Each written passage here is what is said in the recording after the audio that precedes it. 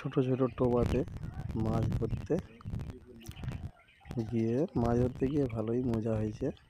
এই সাইডটা একটু ফাঁকা আছে, এই দিকটা জল আছে, একটু মাছটা এখানে শুধু নোনা মাছ আছে, শুধু নোনা মাছ ধরে খাওয়া হবে।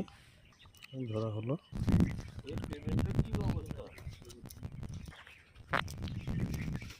যাই হোক পড়বে। আমরা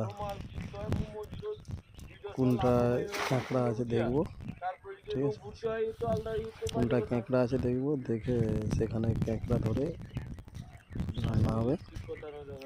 কাঁকড়ার সাইজগুলো প্রচুর বড় বড়, সেই জন্য দেখা হচ্ছে সেই হিসাবে আমরা ঘুরছি। এবার দাদা বলবে এবার কোথায় ফেলাবে, ওরা সেটাতে ঘুরে আসছে। এবার ফাঁকাতে একটা প্রচুর মজা, ফাঁকাতে একটা এরকম করে মাছ ধরে